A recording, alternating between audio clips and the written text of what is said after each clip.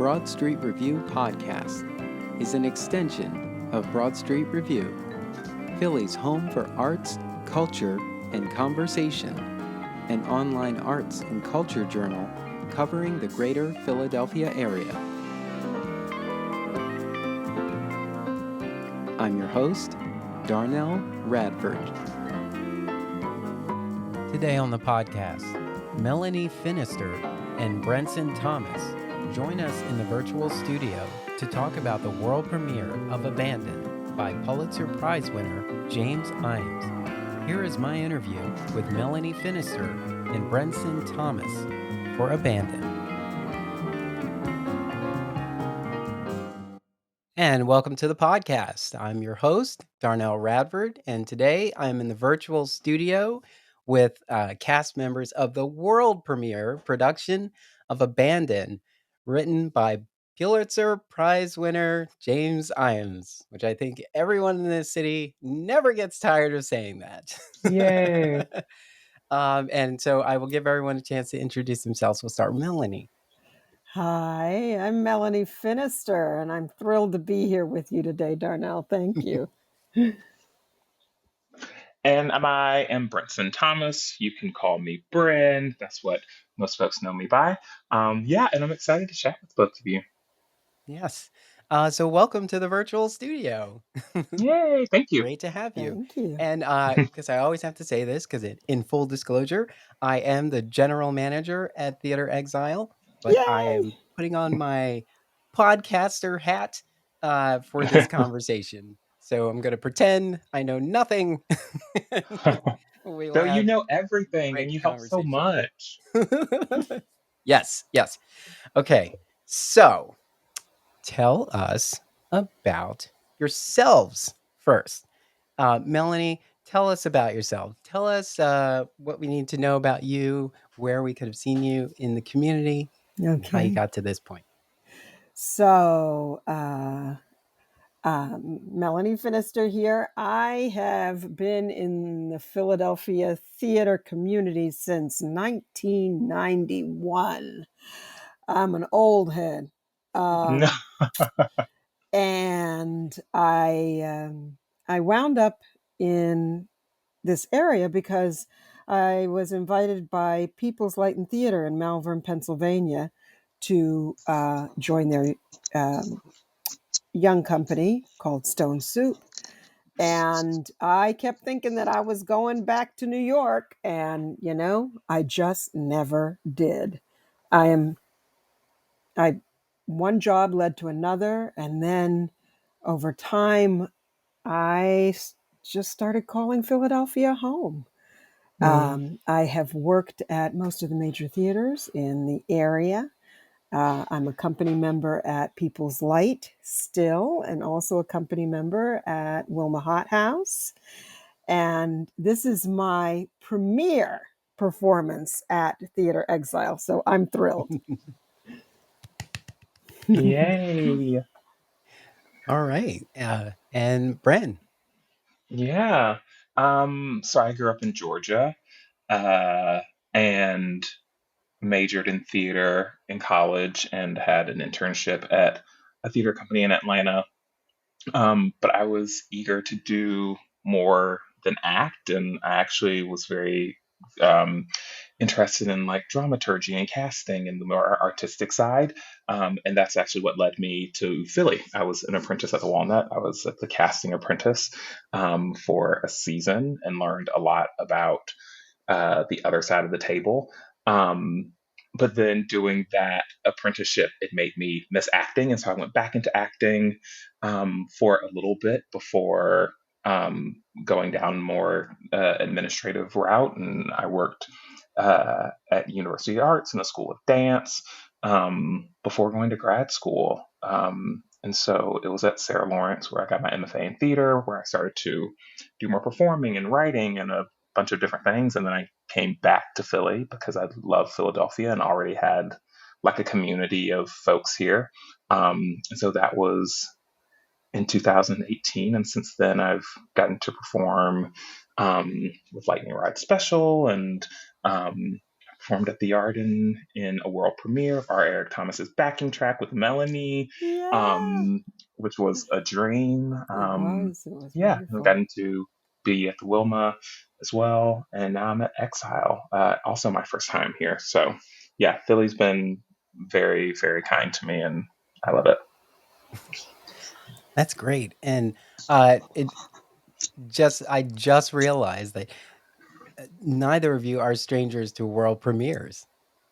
Mm-mm, No, no. mm-mm. It's a Yeah, I love blessing. working This on is new my plays. Yeah, this is my second James Ijames play that I've gotten to premiere. Ooh, wait, what was the Yeah, first one? Wait, was it Miss Ms. Martha? Martha. Yes, yes, I Hmm. saw that. Flashpoint. And yeah, and I've it's such an honor. I love it. You know, one of the things that I always think about whenever I do a premiere is that my name, like if they publish the play, Hmm. our Yeah, names are going to be in the play, in the that's book, so like wild. in perpetuity, like it'll always be there as, Yeah, having been the first to bring the play to life for stage, which is so such an exciting. honor. Yeah. There's something to be said about being on the ground floor of something, and Hmm. I think Philadelphia is really great for that. Mm. There's a lot of works in progress, and there are a lot of entities and festivals that allow for that to happen here, Hmm. which I think is Yeah. great, and that's possibly, Melanie, why it was so hard for you to leave. I think so. I Why are you think Hmm. still so. here? And also I have to say, Philadelphia, as a theater community, as an arts community, is special. Not only for its interconnectedness within the theater, but also the crossover between the dance world and music, and it's just even the visual arts and all of the ways that the I don't know, hyphens or hybrids Hmm. come to life. And it's a very inventive community. So many theater makers are Yeah. here, and people who devise theater. And it's Yeah. just wildly impressive and fresh. Hmm. And it's a community. Like you kept saying community, and that's what I think is so true as well. And I definitely think in other cities that's the same. But I also know in some places it feels like an industry and it feels like a rat race. And there are times here, depending on the season where it could feel like that. But more than not, it is a community of people and artists who I think are really there for each other. And I love like showing up to see a show and not Mhm. telling anybody you're going to be there because you're just like, I'm just going to go see this play like on this random night. And then you end up seeing all of your friends there. Like Of it's, Yeah. yeah, course, yeah, it's really special. yeah, Absolutely. I think Philadelphia from an artistic standpoint should have a tagline that's like the city of many hats. Yeah. because yeah, because you can wear many hats here in the artistic community. yeah. Yeah. Just like you were And saying, like jumping around. sometimes you have to. Mm-hmm. Yeah. Yeah. I mean, but it's a privilege, because I think in a lot of other markets, uh, theater, particularly theater markets. I'll speak on that just because I've been in a few other different situations. But the uh, the ability to make a living only doing making art is like nearly impossible. Yeah. Philadelphia is an affordable city, Mhm. relatively speaking, and you can, because you can teach, you can do administrative work, you can Mm-hmm. move from one artistic venture where you're helping to produce, and then the next thing you're acting in this one or directing, and there's so much flow and room and uh, ways to support yourself um, within the art that you have studied for, that you've prepared yourself Mm-hmm. for. And I know that's not true in all places. Yeah. Yeah. Yeah, and we Yeah. have such drive and resilience. I'm talking about it all the time. were many opportunities for us as a community to kind of take a seat uh, Yeah. because of everything that we've all just gone through in the past few Mm-hmm. years. It would have been absolutely justified, and no one would have faulted anyone for doing that. But our community was so resilient, and through all of this, you would still see like what they're producing what? Oh, Yeah. okay, all right, well, great. Yep. Yeah. And just Yeah. happy to see that everybody's still managing to kind of get things on the stage and you know making it Yeah. all happen. Yeah, Yeah. definitely. Definitely shout out to because both Melanie and I were both in a show at the beginning of uh, the world sort of opening up, and Hmm. Yeah, it was all of the my first places show where, back. yeah, it was my first go back too, and all of the places I've worked since then, like it has been a different sort of, it's been a different kind of world, but I've always felt really taken care of by like all of the places I've been. So yeah, shout out to Exile as well for that, and for the other companies, because yeah, we could have all just sat back or gone asunder, and I think that um, it seems like everyone wanted to be here, like all of us making it and producing it, but I think the audiences too. Like it's, I've been really grateful to be able to see a lot of theater happening in the city lately too, Hmm. and being an audience member has just been a delight. And like even the folks who are not performing or who are not making the shows and who are just coming to see the shows, like I think I like that energy. Is so palpable, and I think that yeah, they're happy to be back too. And yeah, it's been really special. Yeah, Yeah. I I got think. a little bit worried because I was like, is everybody just going to stay home now? Because we got so used to like just being at Yeah. home. Yeah. And I feel like Hmm. people are starting to come back.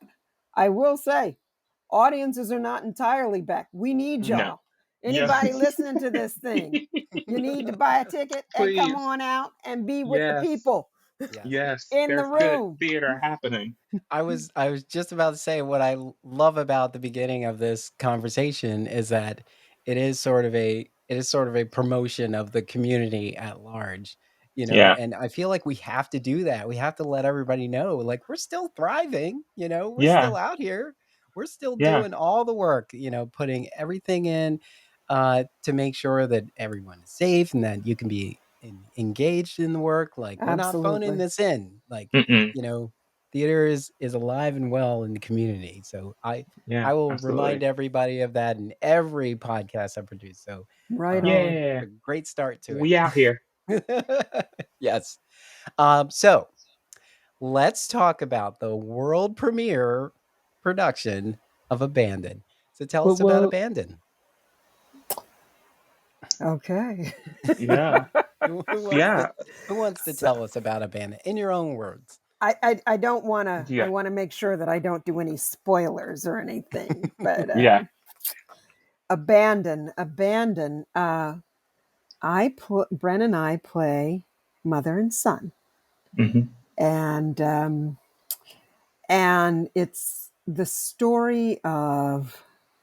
Let me say there are themes of loss and love and remembering and forgiveness Hmm. and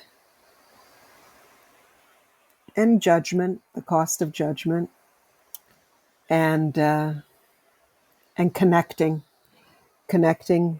again, you know, coming out of a Yeah. shell in a weird sort of way. I think it's really appropriate for this time as we've emerged out of COVID and are now trying to come back to the world and, open back up. It's a lot of the themes of the play are about connecting, a human connection, and um, yeah, and Yeah. coming back into the world again, at least Hmm. for my character. Mhm. Yeah. And I think too, you mentioned a lot about like need and uh, like Luella and that's the character Melanie plays. And there's a character Joshua who they have a very chance encounter, and they form, I think, a very unlikely relationship.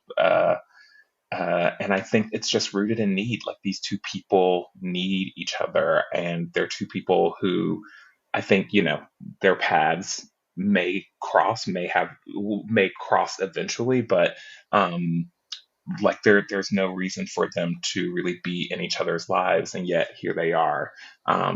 And yeah, I think because both of them have lost things, both of them are like struggling in their own ways. They're able to like um, connect with each other in this really sort of profound way. And my character as Luella's son. Is it a spoiler to say I don't know. I don't think it's a spoiler, is it?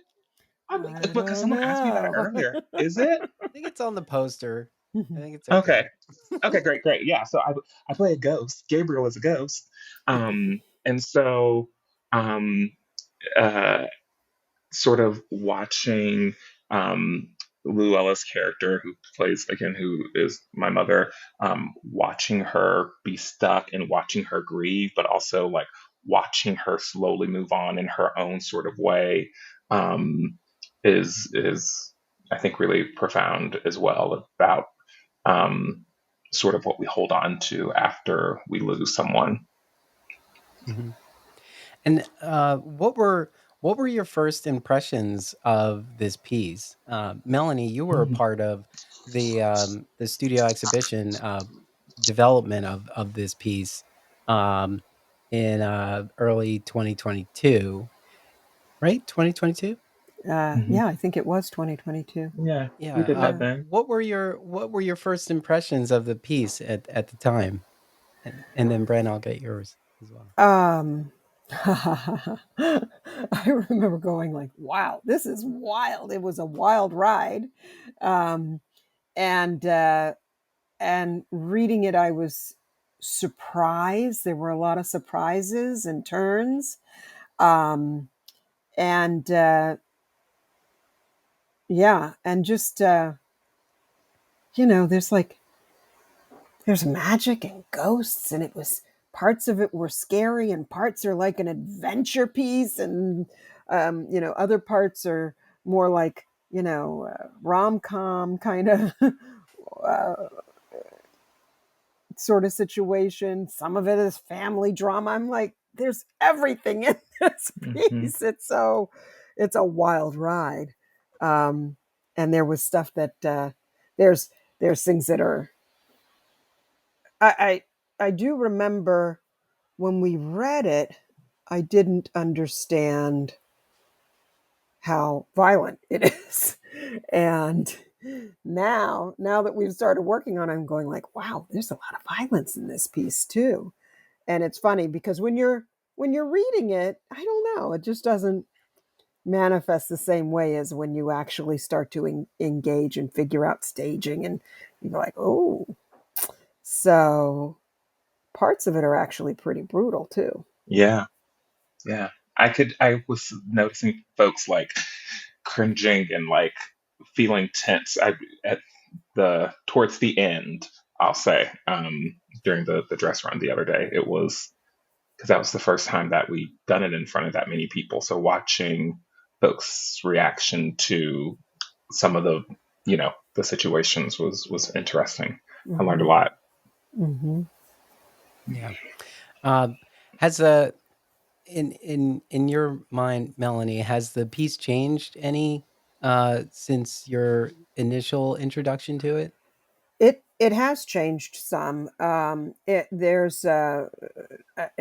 feels like it is much more streamlined, and that there's a uh, I don't know, just a very straight sort of a trajectory to follow. And and I mean, it hasn't changed drastically, because really the essence of the piece was fully there Mhm. in that first reading. Um, it was a very complete world and a complete picture, and all of the characters were there. I think that now it's just like a cleaner shot.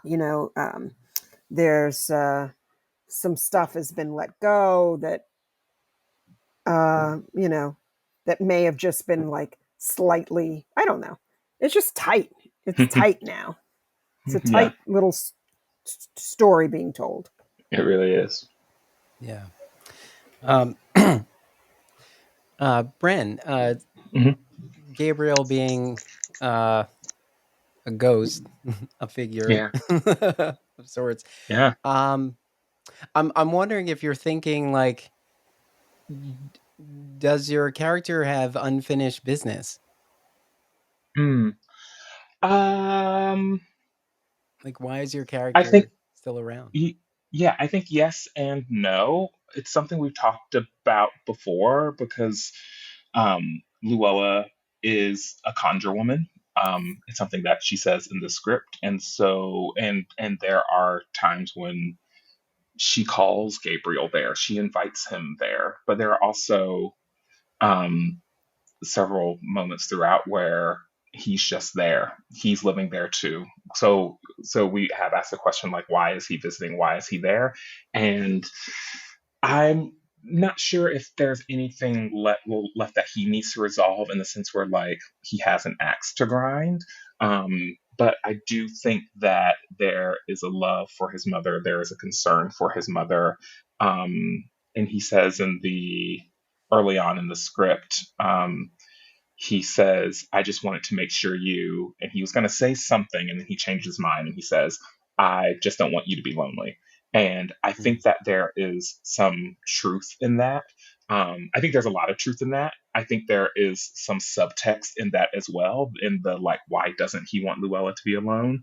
So I think that Gabriel is there to sort of watch over in some ways, but also I think as much as he can he's also like pushing and nudging Luella to um, continue on with life and to sort of um, to not to look for ways out and to actually live. So I think he's there to serve a purpose of watching and nudging. mm. I know sometimes the connotation can be negative, but do you think that Gabriel is a mama's boy? um, Yes, because I think that's all he's had. Like I think he default is a mama's boy, was always going to be a mama's boy. Um and I think that's what makes it so sad and the conflict between them in when Gabriel was alive. Um and you find out that Luella has hurt Gabriel. Um, and I think that's something that's hard for her to get over. Um, and I think that hurt is so deep because he is a mama's boy. Yeah. Mhm. Yeah, absolutely. My baby. And he sings, oh yeah, I love you. He sings songs for her. He dedicates things to her. He like essentially Luella's the only thing Gabriel really talks about in the play. So It seems as though to me that for the longest it was the two of them against the world, yeah, Mm, absolutely. Yeah. and which again makes it really hard that they end up separating, Hmm. and and the conflict that comes between them uh, is such a point of contention that they can't get around it. Yeah. Um, which is why I say part of it, like one of the themes I think of the thing is about of the play is about um, acceptance and forgiveness um, and the I think in some ways the price of judgment, like and examining what Mm-hmm. judgment means and on many different levels, religiously, personally, um, judging yourself, judging other people, uh, being judged by God, even, Mm-hmm. yeah. And I also think that there's a lot of, along with the religion, there's a lot of magic and spirituality in the piece too, Yeah. which is really compelling. Hmm. So, we've touched on the room a little bit, but take us into the rehearsal room. Take us into the process. Um, this this piece is directed by Brett Ashley Robinson, Lady and Brett Ashley. and Brett was also a part of the development process of this piece as well. So, talk a little bit about sort of those conversations around like um, setting the scene and coming like realizing the vision of this piece through your director. Yeah. Yeah. I mean, first of all, I'll say, and I think it is particularly well known in these streets of Philadelphia that Brett Robinson and I have long, long, long, long, long withstanding beef. She is a nemesis of mine, and I am a nemesis of hers. And we continue to work together for some odd Despite it reason. all. Despite it all, even though she's constantly seeking to destroy me, but she also begged me to be a part of this. No, but but I mean the times Brett is, I think, one of the most playful people I've performed alongside of, um, and in various processes, and so she brings that sense of play to the rehearsal room, but she's also just really insightful and very curious. And like she is always asking questions in collaboration with us. She approaches us with the question so that we can sort of build and solve the thing together. It's very like it's the actual process is easy in the sense where it's like the interpersonal, the communication, the under for me the understanding of it um is very easy. Like I don't have to I don't have to guess um what she wants. I don't have to try and like work to appease. She's not trying to play mind games. It's she's very upfront with us, and it really allows me as an actor to like make bold choices to like be very intentional and to like ask other questions as well, because she's allowed so much space for us um to explore in the ways that are helpful for us in our respective processes. Yeah, I'd agree. Brett is so intelligent, Yeah. and her approach to the work is joyful and energetic, and the it's a good rehearsal room. I mean, we laugh all the time. Yeah. Yeah. All the time. And we need to And with this play. It's oh, heavy. absolutely, It's absolutely. heavy. I think she's assembled a beautiful cast and crew to put this thing up. Everybody's excited to be in the room and to work on it. Uh, her enthusiasm is simply infectious. Yeah. And I Yeah. so appreciate her keen mind. Um, and she's also extremely collaborative, which I love. Hmm. Um, she's the director, and she's been pushing me. Yeah. She has definitely been pushing me in Yeah. some directions that I was going like, I'm not doing it yet. I'm trying it. Um, and it's been a very interesting process. I resisted a little bit for a while, and now I think I'm finally getting to the place where I understand what I don't know if it was that I was resisting. I don't think I understood what she was asking of me Hmm. ultimately, how much, and the character, bringing the character to life, this sort of um, in my mind, Luella was grumpy, and she says mean. And actually, now I Hmm. like now that I've gotten my ego out of the way, I'm and am ready to actually tackle that part that mean part. Yeah, and you're so sweet. It does not come like meanness does not come naturally to Melanie Finister, regardless of what anyone tells you. It does not. Oh, I'm a witch. Don't Yeah. believe a single Lies, word of it. lies, lies, lies. Yeah. So yeah, I mean, and anyway, so it's been a real adventure trying Yeah. to get to this place where I can fulfill the vision. And uh, and Brett has been a taskmaster on that. She Oh, has good. Yeah. definitely been a taskmaster. She's had her little, platform booted self, her little platform boot in my back for a while now. Let the people know Brett Robinson is a tyrant. We said all these nice things before, but the truth,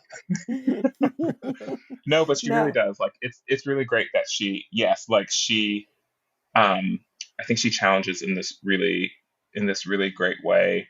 And I think we do the same to her as well. Like it just feels very equitable in the way we all are sort of working together and pushing each other to make this thing. And I'll also say too, what I think is helpful and important is that like James writes black characters, black contemporary characters in just a very realistic way. And there is a shared language, I think, from all of us in the cast and Brett as well, and with James because of the nature of all of us being black and having like this some sort of shared experiences. And so there's like a shorthand that we all sort of come into the space with, and then like James, like the way that James's work just sort of illuminates the lives of Black folks, like it gives us so much to embody, and different ways of coming at it because of all of our lived experiences. Like Right. it's a it's like we can come at it from like Brett tells a lot of anecdotes that I feel like are very specific to her upbringing as a Black woman in North Carolina.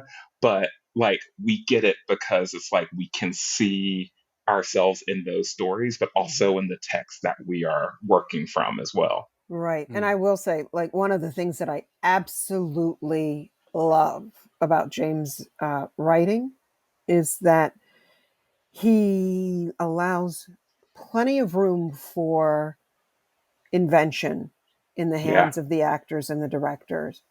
Um, and he doesn't answer every question for you. He, Yeah. I mean, and Yeah. it's like, so He leaves us with there's an some of them. Yeah. expectation that you are going to fill these roles with yourself as well, Hmm. that you're going to bring in um, your own uh, experiences, your understanding, your imagination, your own creative impulses, the energy in the exchange in the room between the artists, that all of this Yeah. is going to be influence um, one another and help build out the world. He leaves so much room for Hmm. actor invention, for directorial invention. Yeah. Um, it's it's really it's terrific to work on his piece for that reason. I mean, you get to go to work and you're like, ooh, what are we creating today? Yeah. Like, what if we try it this way? What if we try it this way? Like, take it apart, put it back together again. Hmm. Um, flip it. It's like, it's wild. It's wild. So Yeah. in that way, it's a fun endeavor, a fun creative endeavor, and not at all prescriptive. Um, Yeah. I really That's love that. Yeah. great. So there are also two other characters in Yeah. the show, and you did touch on one. You mentioned Joshua, but talk about the other two characters. Yeah. So there's Joshua and Chris, and they're brothers, Hmm. and The uh, Purvis boys. the Purvis boys, and our lives all collide. Yeah. And it's messy and sometimes ugly and other times actually tender and delightful. Yes. uh Yeah. Jared, Jared, is it Chichester or Chichester? Chichester. Chichester. Hmm. Jared Jared Chichester Chichester. plays Joshua, and Carlo Campbell plays his older brother Chris. Hmm. And I have to say, both really, really, So uh, great. yeah, explosive actors, really interesting actors. Yeah. And Jared's And so young. Like yeah, I think his 22nd birthday was our first day of rehearsal. it's incredible. And You just, is on stage most of the show. And Joshua, the role is a massive undertaking, and he's great. And yeah, and Carlo mm-hmm. is just incredible, incredible. Yeah, yeah, Um, and what I find uh, is so fascinating, I think, about Chris is, I think, like the first stage direction or something, or the character description says you never quite know what he's going to do. Um, and there is an unhinged quality about him. There's like a meanness to him, and like a, I will say air quotes, like badness to him, um, which I think you could portray in just this sort of one dimensional way. But Carlo is really like advocated for like the fullness of this character. And also, though, alongside of that, I think what James is trying to say about like the complexity of people who are like bad, is that there's so much going on. And I think, both the Joshua character and the Chris character, I think it's so sad. Like they're these two brothers who I think are, um, they are the inheritors of immense, immense trauma. I think that they are, victims of all the systemic oppressions of being Black men in society and things. And there's been a hardening that happens. And I think Jared and Carlo have both like really illuminated such humanity in both of the characters. yeah, yeah. They're both great, just Yeah. terrific. It's great. I just didn't want to leave them out. No, No, I please don't. absolutely not. We're a mighty foursome. Yeah, and yeah. I can't wait to run the show with them. So, uh, and thinking about the piece, like, are there things that you learned in the process of understanding the world that Abandon is set in, that you didn't know starting out? Like about the play Yeah, and the like world of the play. any Oh yeah. unique sort of backstory or elements, like, oh, I Oh didn't my know God, that. so Like much, that's a so much, so much. I feel like there's still stuff that we're learning. Yeah, we're Yeah. discovering all kinds of stuff. I Things that we didn't know, though. from like a dramaturgical standpoint. Well, I'll tell you, I've learned a lot um, about Christianity, a lot about Hmm. magic, Yeah. and and conjuring. Mm. I have learned a lot about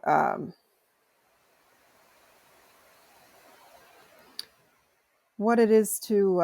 I mean, it feels like, So there are things like there are these sort of objects that I use during the course of the play, in particular kinds of ways, and I've learned a lot about, like, we have a wonderful dramaturg, Dr. Kamika Witherspoon, who is amazing, from Temple University, and she has given us, like, just or given the dramaturgy package, there's all of this information about African spirituality, about and where it overlapped, and ways that Christianity and the African deities and spirituality have folded and intertwined within the African American experience.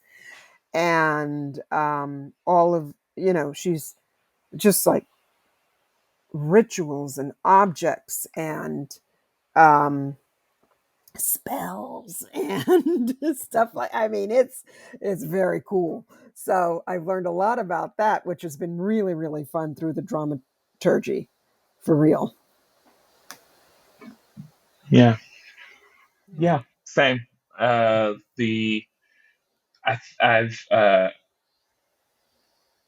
I had forgotten um from working on it back in whenever that was 2022 that we did the I reading? guess so. I guess it That's what was. Darnell says. Yeah, I don't remember either.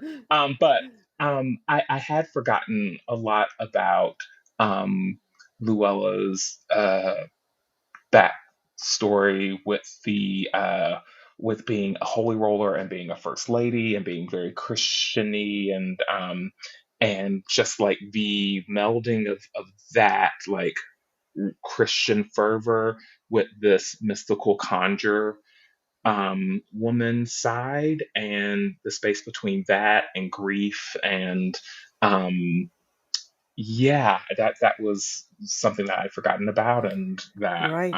has been illuminated more in the process. And We've talked also about too the broken heart syndrome, which is yeah, sort yeah, of interesting. I mean, we like when I started with the play, you say a difference between, like, for me in 2022 when I first encountered it, I don't think I understood, but I think now I have a much better understanding.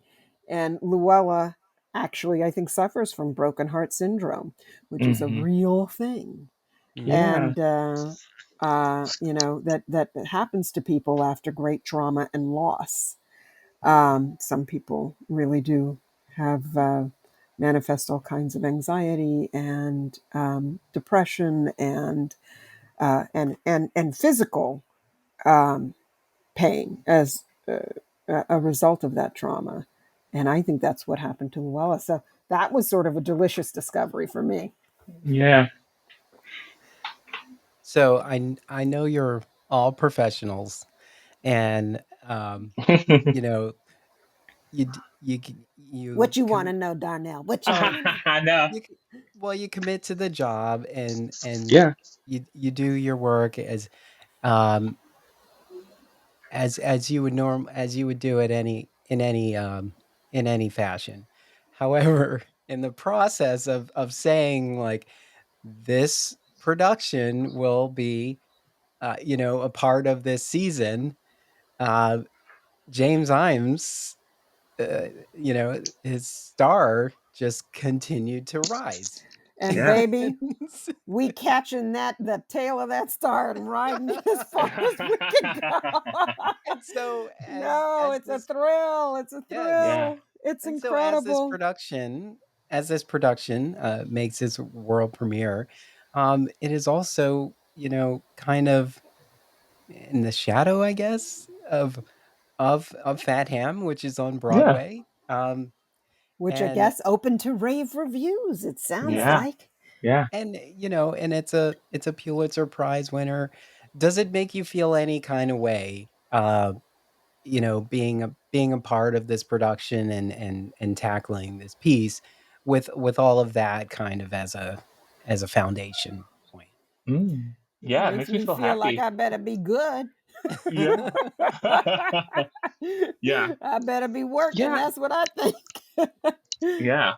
I don't know. It feels I it um New York feels far Yeah. away Mhm. a lot of times when we're doing theater. Like it doesn't feel like it has a direct impact on us. And I'm not really concerned with what's going on Yeah. there in terms of like what I work on in Philly. However, as like with James being a close friend of mine, it's just really, really fucking exciting seeing him like Mhm. taking over the world. It's just a thrill.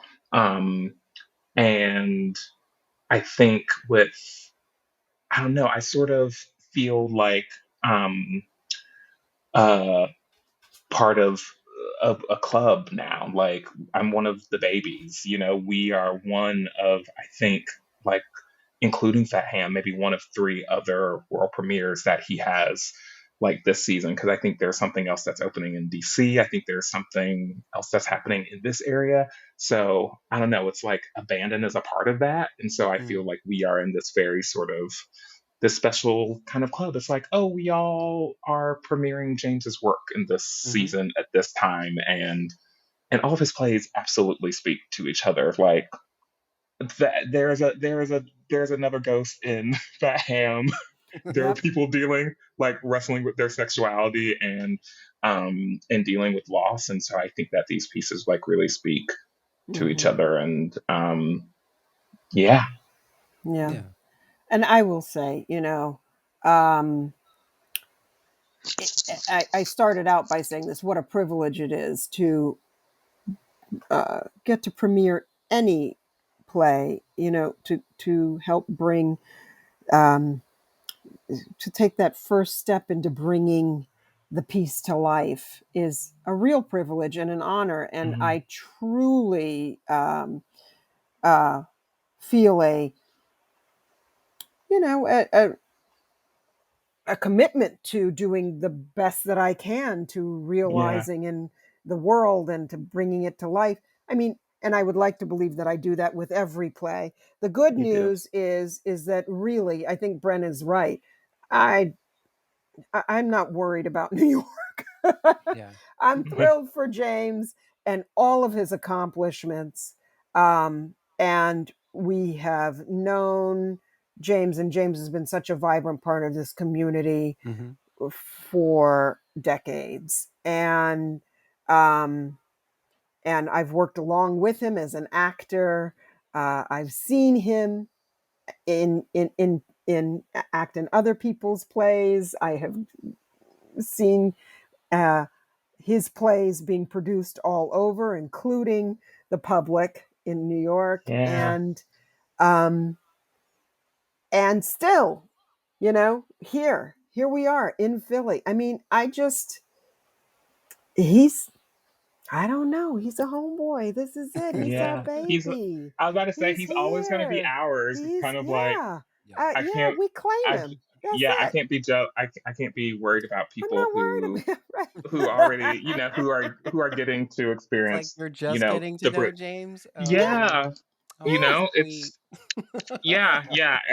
It's we. I feel like we have special Access. Yeah. cred. Yeah, Mhm. Yeah. and And I he just continues, he's so rooted in this community. I mean, yeah he teaches at Villanova, and he's a wonderful, wonderful teacher, sharing his gifts, sharing his playground. He yeah adores his students. Um, yeah and that's clear, and they adore him. yeah. I Um, want him to go everywhere. I want him to yeah, be everywhere. Like anything he wants to because do, I'm down for it. But what I yeah, really appreciate is that he keeps bringing it back home too. exactly. Yeah. So it's Go where all you want to good. go, boo, It's and come all back. good. Yeah. Yeah. That's great. What makes this piece special to you, to each of you, um, individually? You know, what makes this piece special? It's scary. Mm, To me, that's what's kind of exciting. I mean, it's like it's got some yeah, yeah, it's kind of scary uh yeah. and unnerving, which is um I mean, it's other things too. It's not just scary, but there's I don't know. I mean, I just don't think that I've been in a lot of plays where I can say that. So Mm, that's been particularly interesting to work on for me. Um, yeah. yeah, and it's yeah. I think that to me, like that's the most interesting part. I'm going like, wow. So it's so different in that way. Yeah. I I'm always excited when I get to play gay characters, especially like characters that are written that are like black gay characters, and um, yeah, that's exciting to me. And it's not a play about his sexuality, but it also um, deals with his sexuality, and the stuff with Christianity as well is very fascinating. So that's an appeal, and there really is like a poeticism to the words, and the magic and the realism, the magic and the surrealism that comes with it. Like you don't get to often do so much in like an 80-minute play Mhm. for black folks. Like it's not like we get to do so many things and show so many different sides, and yeah, so that's what's exciting to me. Yeah. And there isn't really like a there isn't really a like a shining example of what it is to be black and gay. So when a character is written, when a black gay character is written, it's always interesting to see if it resonates. Yeah. If you can, if you read it or you experience it and you say, "Oh my god, that's," you know, I know that I Hmm. feel that way, where I'm just like, "Wow, that's," you know, there is a common thread here, and I'm so grateful to see that on the page, on the Yeah. stage. I'm so glad to see this reflection. I recognize this character. I recognize this struggle, and Yeah. yeah. So it's just it's what everybody kind of looks for. They want to try to find a character that's in what they're experiencing that they can kind of resonate with and say like, oh yeah, Representation's yeah, I'm important. doing that, and that, yeah. And so that's really great, and I'm just glad we're seeing so much. There's so much more representation Yeah. of of just black bodies in general. Mm. But it just does my heart so it makes my Yeah. heart so full to just be like, Yeah. yes, yes. Now you Yeah. see us. I'm so glad you see Absolutely. us. Yes.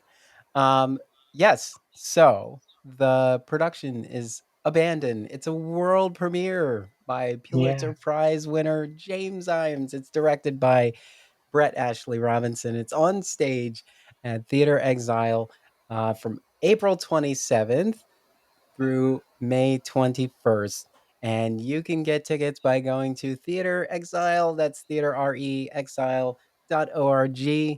Melanie Finister, Bryn Thomas. Thank you so much Yeah. for Thank taking the you, time Darnell. to talk about Abandon and about this process. And I can't wait to see it Yes. with everything all together.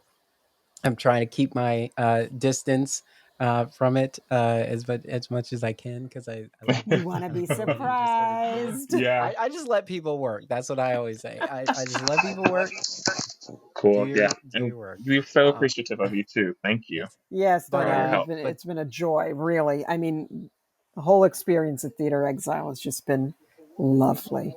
Mhm. somebody said it's a great time to be in exile. I don't know. It's It true. is. Yes. It is. But It is thank you indeed. so much for taking the time to chat with me. Of It was course. truly a pleasure. Yeah, Yay. thank you, Yeah. Darnell. Bye. Want to get involved with Broad Street Review? Head on over to our website at www.broadstreetreview.com and click Get Involved at the top. While you're there, help keep us running and click Donate to find out how. Connect with us on social media on Facebook and Twitter at BroadST Review. Thank you for helping to keep the conversation going.